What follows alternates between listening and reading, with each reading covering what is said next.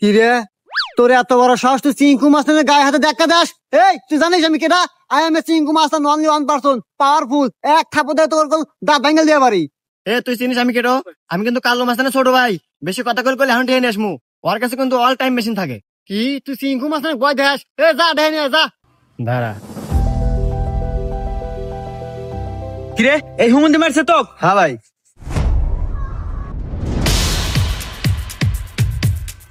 ভাই ভাই আমি ভুল করে এলাছি ভাই, আপনার মেশিন ভাই হরেন না ভাই, আমার গুলি হরেন না।